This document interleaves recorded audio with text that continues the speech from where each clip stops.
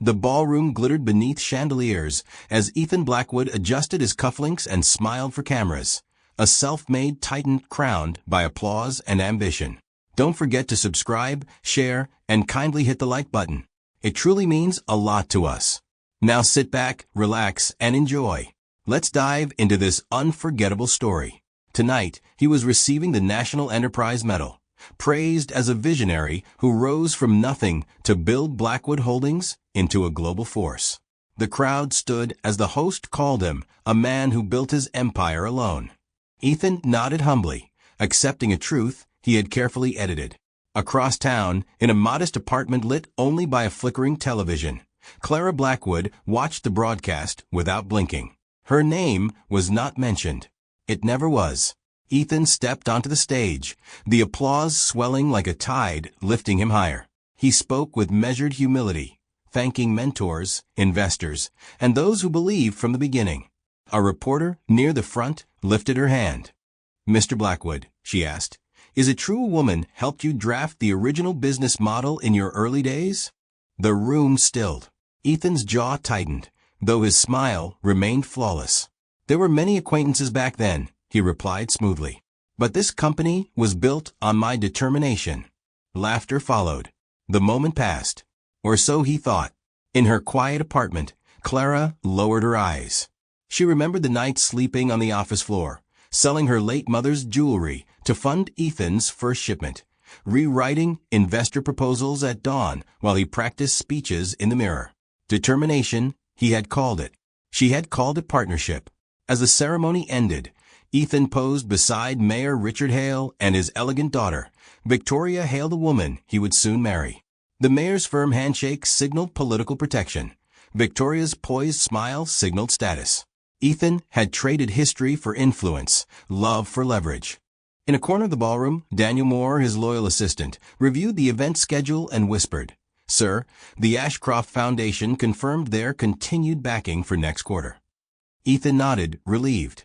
The foundation's quiet funding had stabilized risky expansions for years. He never questioned why they believed in him so unwaveringly. Back in her apartment, Clara turned off the television. The room fell silent except for the hum of the city outside. She opened a locked drawer and removed a thin folder stamped with the insignia of the Ashcroft Foundation. Her signature marked the bottom of several authorization pages. She traced her name gently, as if reacquainting herself with someone she used to be. Ethan believed he had erased her from his origin story, replaced her with ambition and a mayor's daughter. He believed the foundation was simply fortunate support. But the foundation was no accident. It was not loyalty. It was not charity. It was architecture. And architecture, once withdrawn, does not collapse loudly. At first it shifts quietly beneath the surface. That night, as Ethan toasted his future beside Victoria and her powerful father, a subtle tremor moved through numbers only Clara could see. She did not smile. She did not cry. She simply watched. And somewhere between applause and silence, the first crack formed. The cathedral doors opened slowly, revealing Ethan Blackwood standing tall in a tailored black tuxedo, cameras flashing like lightning around him. Beside him stood Victoria Hale, radiant in ivory lace, the mayor's daughter marrying the nation's fastest rising businessman. It wasn't just a wedding. It was a merger. Reporters whispered about power consolidation, about what Blackwood Holdings would become with political protection woven into its bloodstream. Mayor Richard Hale beamed as if he were sealing a historic alliance. Ethan smiled for photographs, but behind his eyes calculations were running. Love was pleasant. Influence was essential. At the reception, crystal glasses clinked under golden lights. The mayor raised a toast. "To vision, loyalty, and legacy," he declared. Ethan echoed the words, though loyalty felt like a currency he had already spent. Victoria leaned closer, whispering, "My father believes in you completely." Ethan squeezed her hand. "I won't disappoint him." What he didn't say was that he couldn't afford to. The Hale name meant contracts, protection, and immunity from scrutiny. It meant doors would open before he knocked. Across the ballroom, Daniel Moore studied a tablet showing stock projections climbing rapidly since the engagement announcement. Investors loved stability, and nothing screamed stability like marrying power. Miles away, in a quiet legal office with dim fluorescent lighting, Clara signed the final divorce papers. The lawyer slid the documents forward gently. "Are you certain?" he asked. Clara nodded. Her voice was steady. It was over long ago. The pen felt heavier than she expected. With one signature, she surrendered the public claim to everything she helped build. Ethan had insisted on a confidentiality clause: no interviews, no credit, no historical acknowledgement. In exchange, he offered a modest settlement. She accepted without negotiation. The lawyer hesitated. "You could fight this." Clara shook her head. "No, not yet." Back at the reception, Ethan cut the wedding cake as guests applauded. Victoria laughed brightly, unaware that her husband had quietly ordered company lawyers weeks earlier to remove Clara's name from early partnership filings. "It's cleaner this way," he had told them. Investors prefer a singular founder narrative. The revisions were subtle but powerful: emails archived, drafts reassigned, original pitch decks updated with new timestamps. Ethan wasn't erasing a woman. He was rewriting history.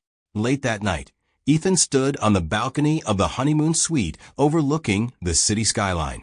Victoria slept inside, exhausted from celebration. Daniel called with a brief update. "Sir, the Ashcroft Foundation transferred this quarter's backing early. It's unusually generous." Ethan exhaled in relief. Expansion into overseas markets would proceed without pause. "Good," he said. "Make sure we send appreciation." He never questioned why the foundation's support intensified the very week he severed his past. In her small apartment, Clara placed her copy of the divorce decree into a metal box alongside business drafts and handwritten strategies from years before. She opened her laptop and logged into a secure portal labeled Ashcroft Foundation. A notification blinked. Funding allocation approved, Blackwood Holdings. Clara's expression remained unreadable. She closed the portal and whispered softly to the empty room. "You wanted clean separation, Ethan. Now you have it."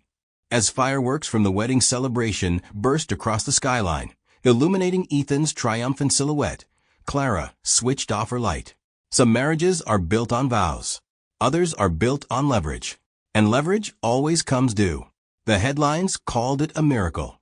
Blackwood Holdings had expanded into 3 international markets in less than 6 months, securing logistics contracts competitors had chased for years.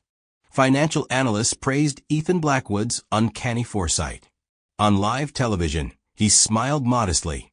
"It's about instinct," he said smoothly, "and bold leadership." The interviewer nodded, impressed.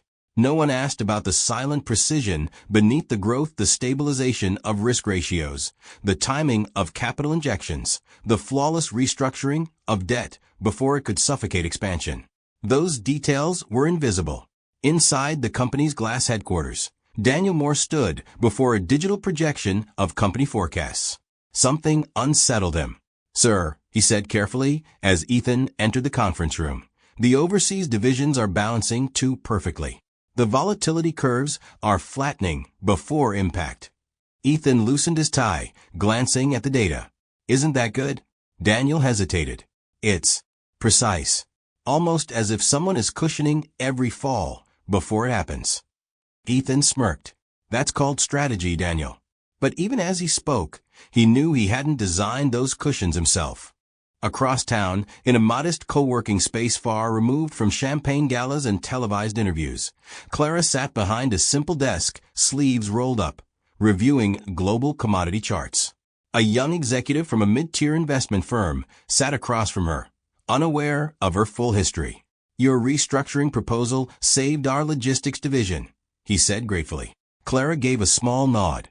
It wasn't luck. It was pattern recognition. Markets repeat themselves when pride blinds leadership.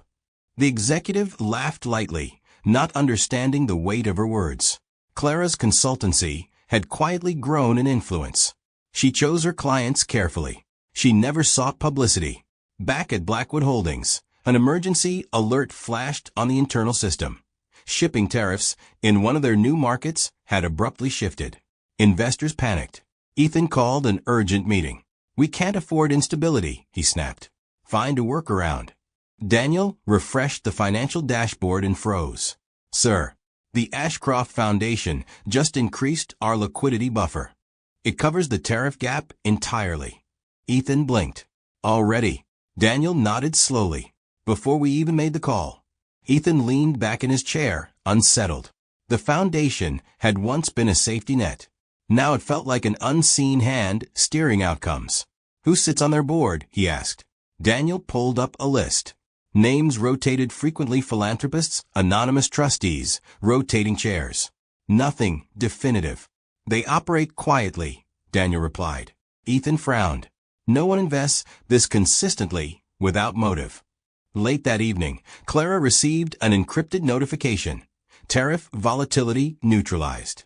She closed her laptop calmly. Across the street, rain tapped against the windows, reflecting city lights in fractured patterns. She remembered the early days when she and Ethan had mapped out expansion plans on napkins, calculating risks long before investors believed. She had always been the architect of contingency, the one who prepared for storms before clouds appeared. Her phone buzzed.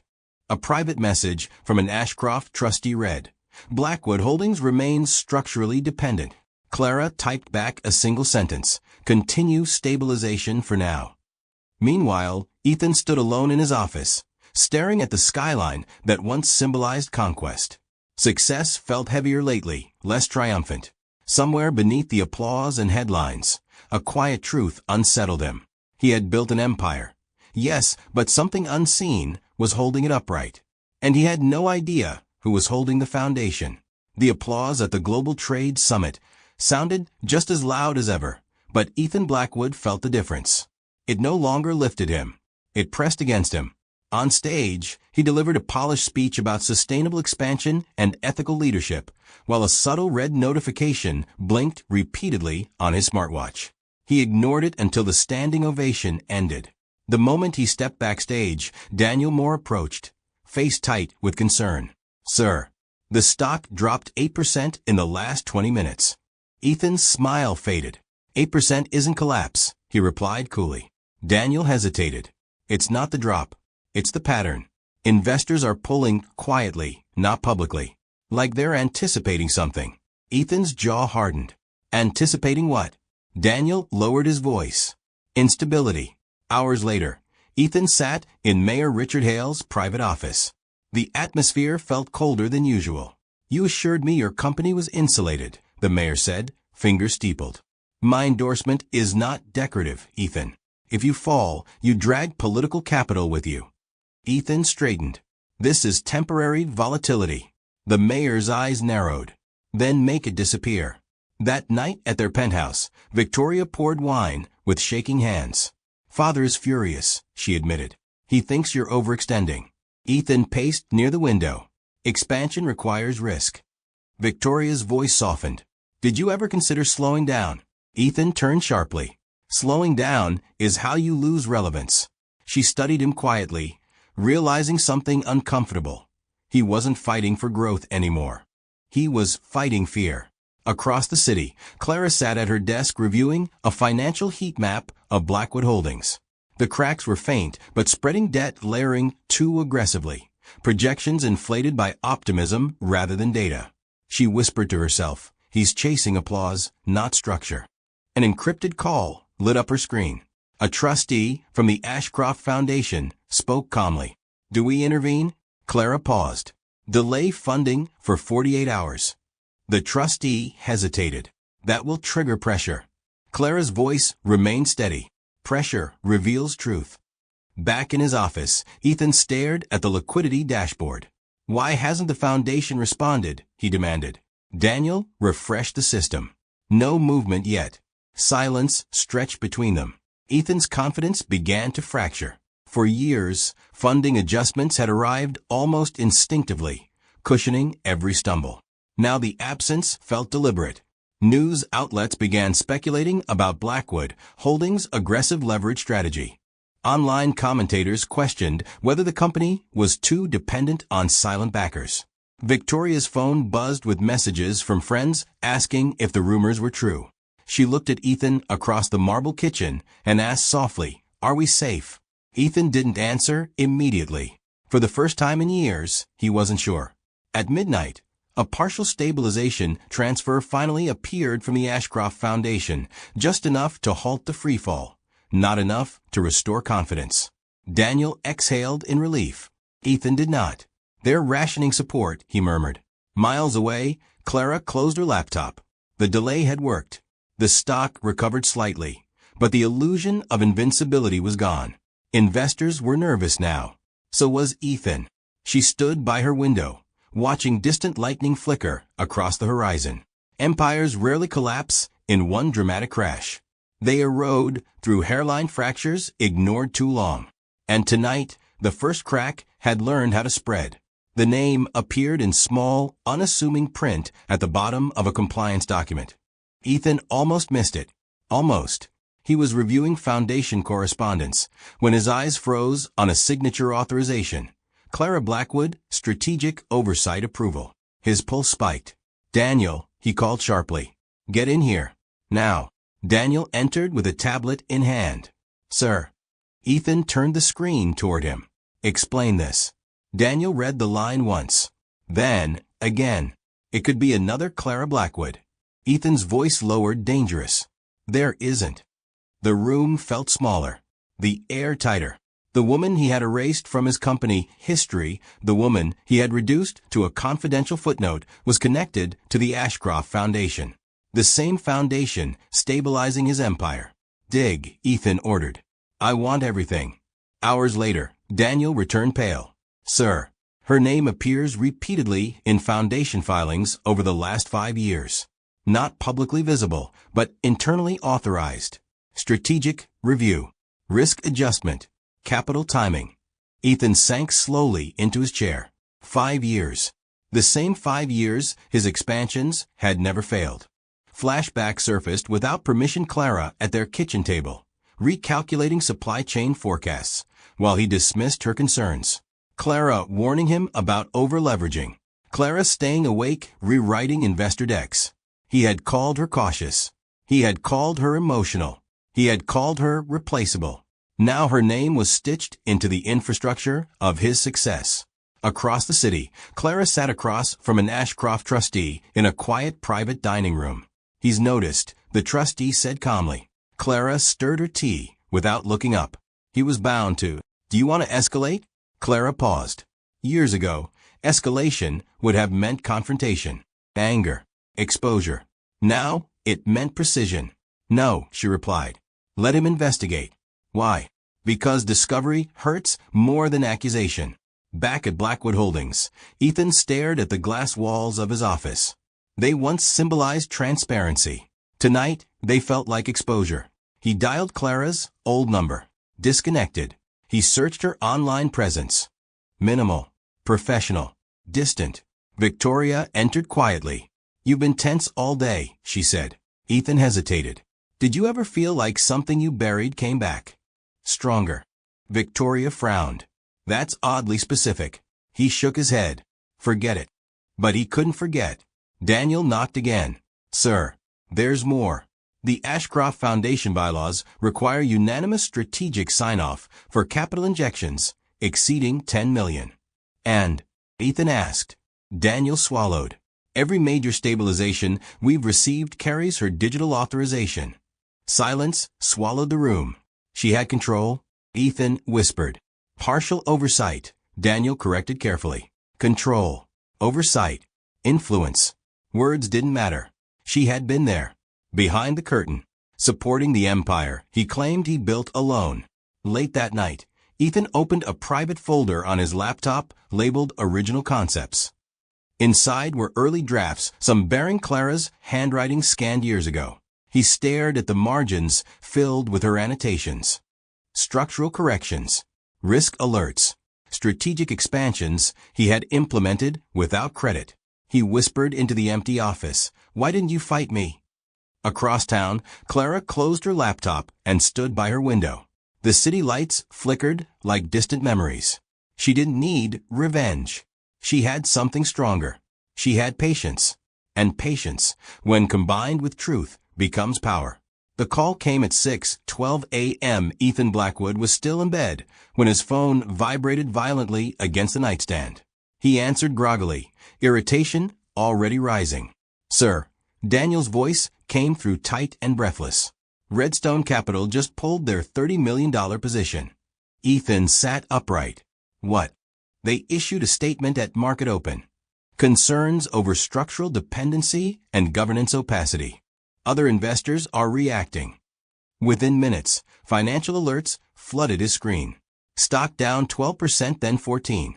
Analysts on morning television were no longer praising bold expansion. They were questioning sustainability. The phrase over-leveraged growth began trending.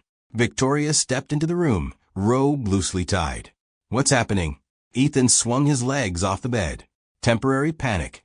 But even he didn't believe it. At headquarters, chaos hummed beneath forced professionalism. Screens flashed red. Assistants whispered urgently. Daniel followed Ethan into the executive boardroom. "Sir, if liquidity doesn't stabilize before noon, margin calls trigger." Ethan's jaw tightened. "Contact Ashcroft. Immediate intervention." "They've been notified," Daniel replied. No response yet. No response. For years, the Foundation had acted before crises escalated. Funds arrived quietly, decisively. Now the silence felt intentional.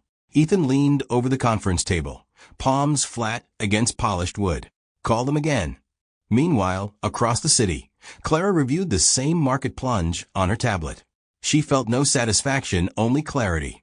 The numbers were not punishment. They were consequence. An encrypted line buzzed. "Ashcroft is prepared to intervene," the trustee informed her. "Full stabilization available. Awaiting your authorization." Clara closed her eyes briefly.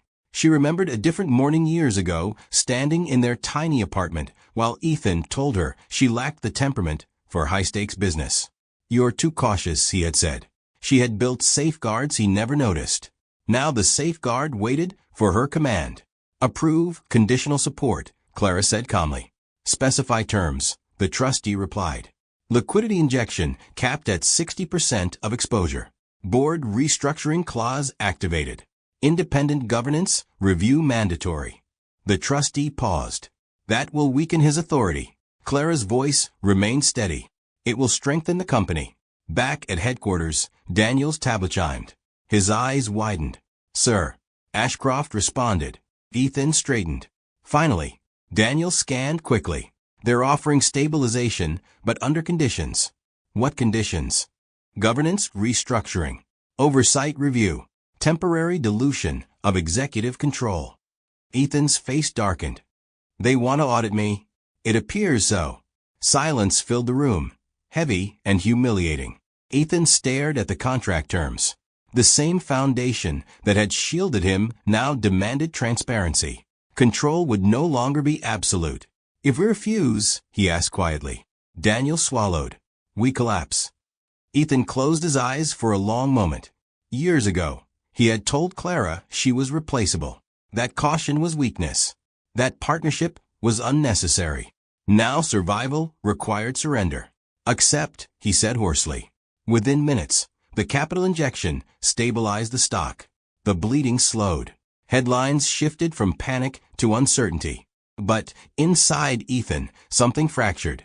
Across town, Clara watched the recovery line flatten. She felt no triumph, only inevitability. He had built an empire on pride. Now pride had signed a contract it didn't fully understand. And this was only the beginning. Ethan stared at the blinking cursor on his laptop screen. Subject line, Clara. He had rewritten the email 7 times already. Deleted it 8. The words refused to settle into something dignified. Outside his office window, the city glowed with the same lights that once felt like applause. Tonight, they felt like witnesses. He began typing again. "I've recently come to understand certain things about the past." He stopped. Too formal.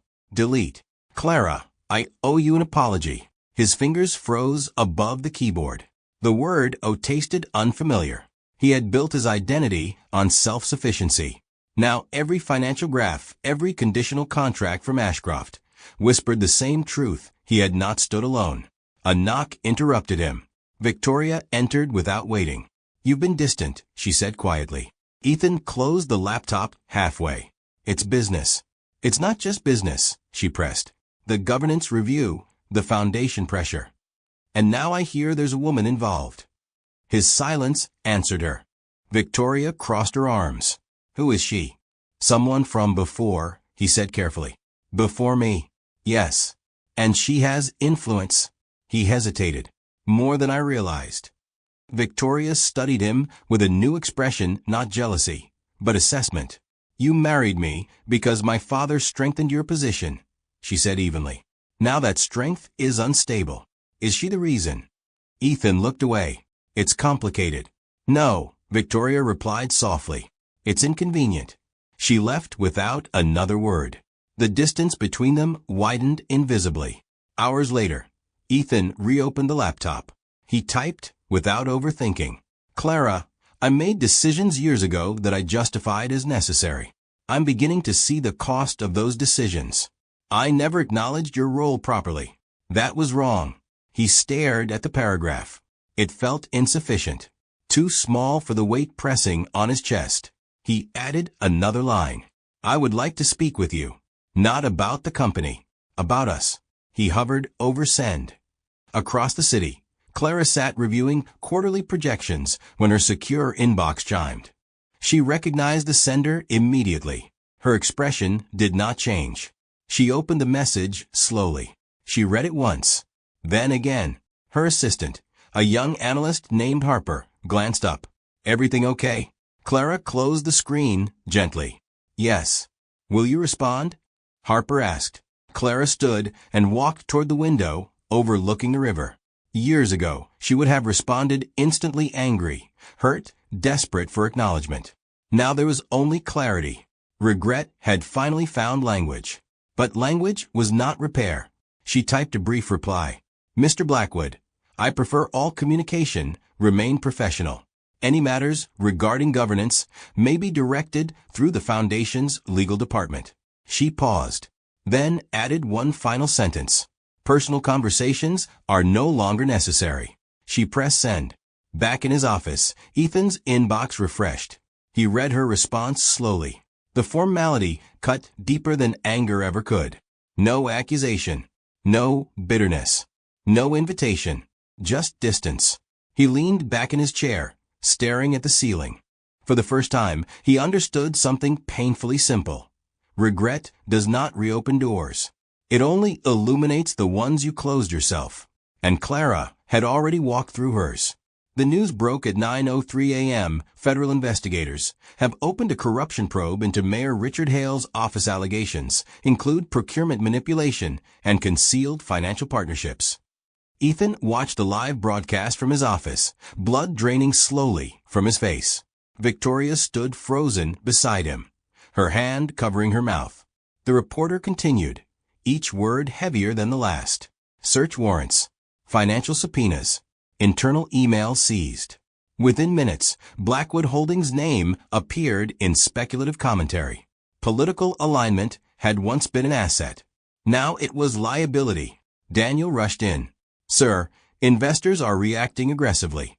They're assuming exposure through the Hale connection." "We have no illegal ties," Ethan snapped. "It doesn't matter," Daniel replied. "Perception is moving faster than fact." Victoria's voice trembled. "My father would never," she stopped herself. The uncertainty was visible now. By noon, the stock had dropped another 9%. Media vans gathered outside corporate headquarters. Social media threads questioned whether Ethan's rapid growth had depended on political favoritism. Old photographs of his wedding to Victoria resurfaced online. Captions reframed from romance to strategy. Ethan paced his office. "Contact Ashcroft. We need reassurance. Public backing." Daniel hesitated before speaking. "Sir, they've issued statement." "Good." Daniel swallowed. "They've announced a temporary suspension of discretionary support pending governance review." Ethan froze. Suspension. Yes. They're distancing themselves. The silence that followed felt suffocating. Across the city, Clara read the same headline about Mayor Hale. She had anticipated volatility, but not this magnitude. Still, patterns were predictable. Power built on political scaffolding always trembled when the scaffolding cracked. Her encrypted phone buzzed. Ashcroft has executed Phase 2 distancing, the trustee reported. Market confidence is destabilizing further. Shall we intervene to prevent total collapse? Clara looked at the skyline thoughtfully. No full intervention. Partial. Maintain essential liquidity only. Let natural correction occur. You're certain? Yes. Back at the penthouse, Victoria packed a suitcase in rigid silence. Ethan watched from the doorway. Where are you going? To my mother's, she said, without meeting his eyes. This is temporary hysteria, he insisted. She turned sharply. You married into my family for protection. Now that protection is gone. That's not fair. Isn't it? She replied softly. Would you have married me without my father's influence? Ethan had no answer. She zipped the suitcase. I need distance. The door closed behind her, echoing louder than it should have. At headquarters, emergency meetings stacked back to back. Legal teams scrambled. Public relations drafted statements that felt hollow. For the first time since his rise began, Ethan stood alone, no mayor beside him, no political shield absorbing impact. Late that evening, Daniel approached carefully. Sir, without Ashcroft's full backing, we're exposed. If another major investor pulls out, we won't survive, Ethan finished quietly. He stood by the office window, staring at the darkening sky. For years, he believed he controlled outcomes. That alliances guaranteed security. That power could be secured through marriage, influence, and narrative control. Now the scaffolding was collapsing in layers. And beneath it all, the foundation he once took for granted was choosing silence. The document surfaced at 7:47 a.m. No warning, no build-up, just a digital leak sent anonymously to 3 major financial news outlets. By 8:15, it was everywhere. Internal founding records suggest Clara Blackwood was co-architect of Blackwood Holdings. Ethan stared at the headline, unable to breathe for a moment. Daniel stood across his desk, tablet trembling slightly in his hands. Sir, it's authentic. Early incorporation drafts. Strategic proposals. Your original pitch deck with her annotations intact. On screen, scanned pages revealed Clara's handwriting in the margins. Risk forecasts. Expansion models. Structural corrections that mirrored the very strategies analysts once praised as Ethan's genius. This is manipulation, Ethan muttered. Context distortion. Daniel shook his head slowly. The metadata checks out. Timestamps match the original formation period. The media wasted no time reframing history. Commentators replayed Ethan's award speech from episode 1 the moment he dismissed the woman who helped him start. Now that clip ran beside the leaked documents. The contrast was brutal. Victoria called from her mother's house. Is it true? She asked without greeting. It's exaggerated, Ethan replied tightly. Did she build it with you? He hesitated. That pause was louder than any admission. Victoria exhaled slowly. You erased her. I simplified the narrative, he said defensively. That's not simplification, she replied. That's theft. The line went silent. At headquarters, legal teams scrambled to contain fallout. Investors demanded clarification. Board members whispered about leadership credibility. Daniel approached cautiously. Sir, there's speculation the foundation may have authorized the leak.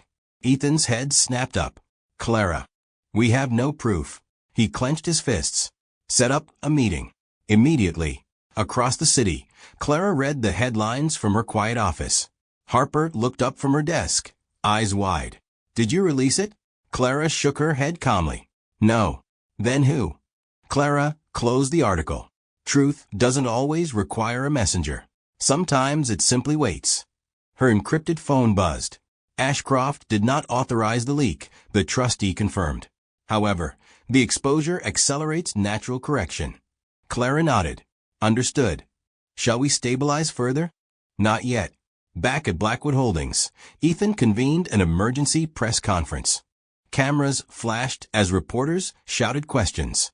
Did you intentionally remove Clara Blackwood from founding records? Was her contribution misrepresented? Are you facing legal action? Ethan gripped the podium. For years, he commanded rooms effortlessly. Today, the air felt hostile. In early ventures, he began carefully. Many individuals contribute ideas. Leadership ultimately shapes execution. A reporter cut in. Are you denying her structural role?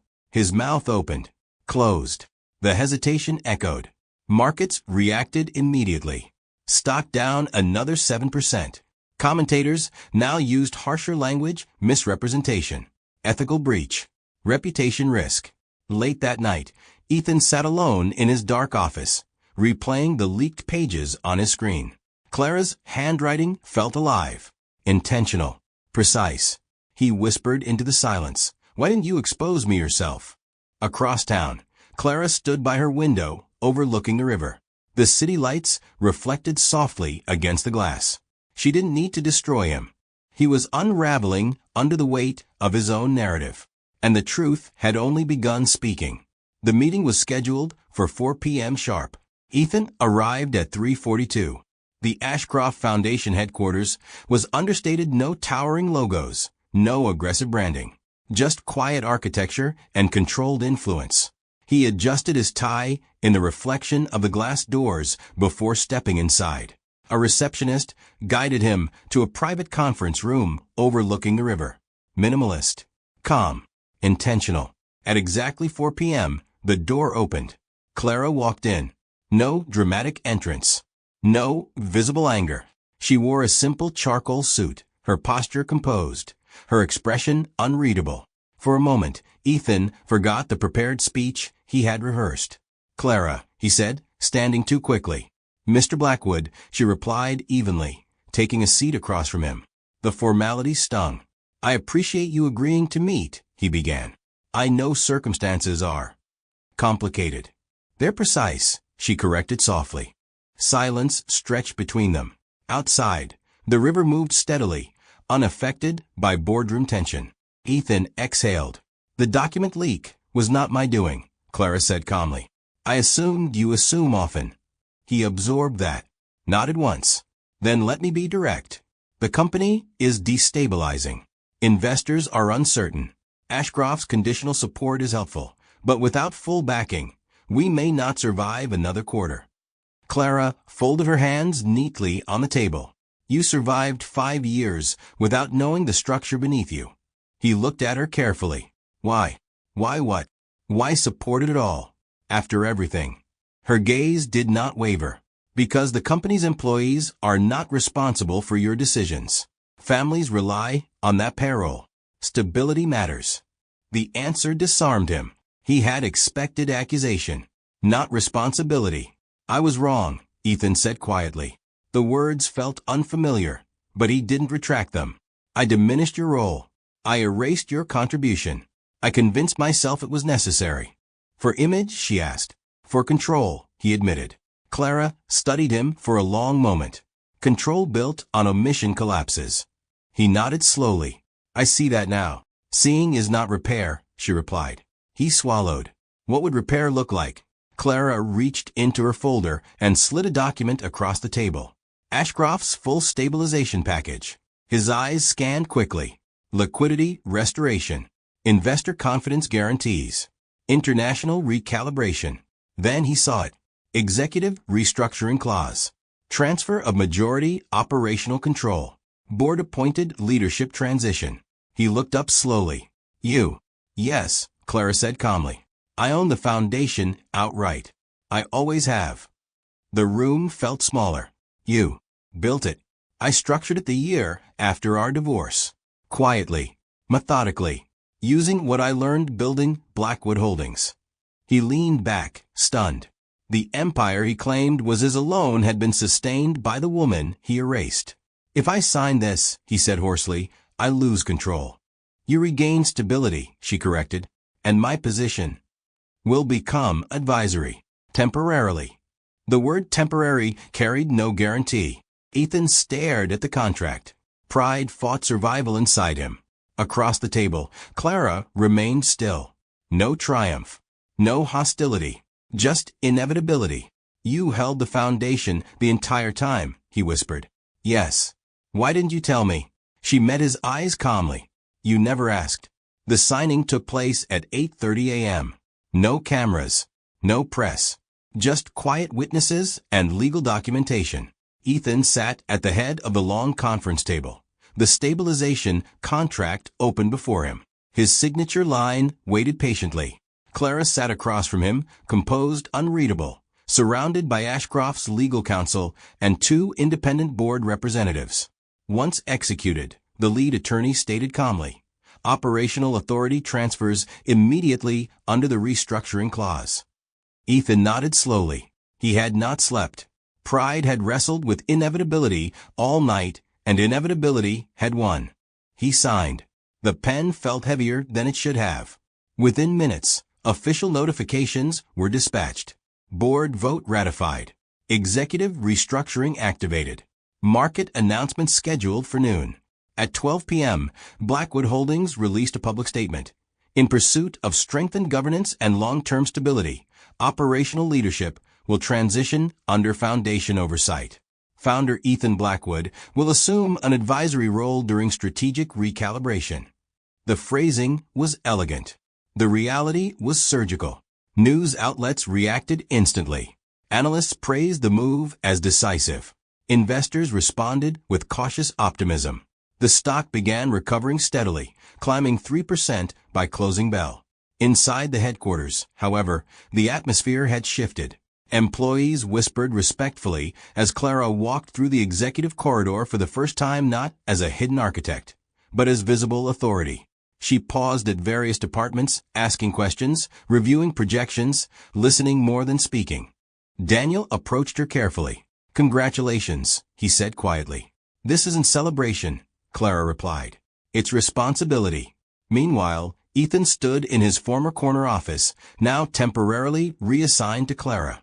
His belongings had been moved efficiently to a smaller advisory suite down the hall.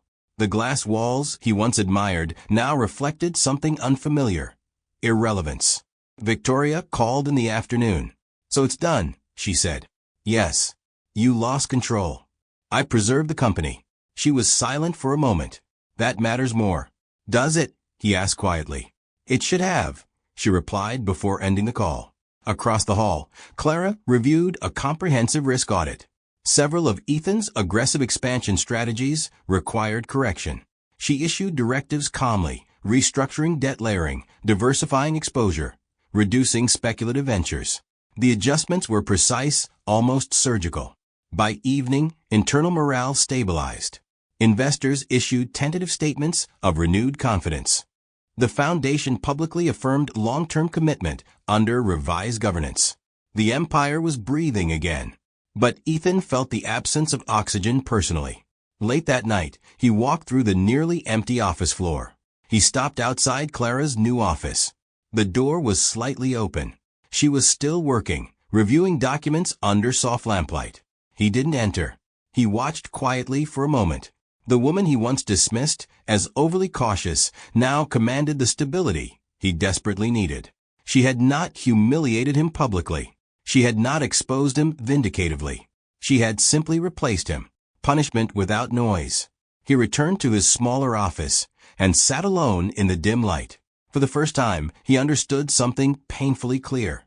Losing money would have been easier. Losing reputation might have been survivable. But losing authorship of his own success, that was irreversible. 6 months later, Blackwood Holdings no longer trembled. Under Clara's leadership, the company stabilized beyond expectation. Risk exposure decreased. Investor confidence returned steadily. International markets recalibrated with disciplined precision. Financial commentators called it a masterclass in structural correction. Ethan watched it all from a distance. His advisory role had quietly expired at the end of the transition quarter. The board thanked him publicly for his visionary founding leadership and wished him well in future endeavors. The phrasing was polite, final. He now occupied a modest office space across town, consulting occasionally, speaking rarely, invited to fewer rooms each month. The city skyline still shimmered at night, but it no longer felt like it belonged to him. One evening, he sat alone in his apartment as a televised awards ceremony flickered across the screen. And this year's National Philanthropic Impact Award goes to Clara Blackwood. Applause thundered through the auditorium. Clara walked onto the stage wearing a simple navy gown, poised but unembellished. The presenter praised her quiet funding of small business incubators, her structural reforms at Blackwood Holdings, her commitment to ethical governance. Ethical governance. The words lingered. Ethan leaned forward slightly, unable to look away. Clara accepted the award calmly. When handed the microphone, she paused before speaking. Success, she began, her voice steady, is never a solo achievement. It is built on unseen effort, shared sacrifice, and structural integrity. When integrity is compromised, correction becomes necessary. I am grateful for the opportunity to rebuild what once mattered deeply. She did not mention him. Not once. No accusation. No acknowledgement. No closure. Just forward movement. The applause rose again. Ethan muted the television, but kept watching her image on the screen. He remembered their earliest days shared coffee over spreadsheets, late nights building projections on borrowed laptops, laughter over takeout dinners when success still felt collaborative. He had mistaken ambition for ownership. He had mistaken partnership for dependency.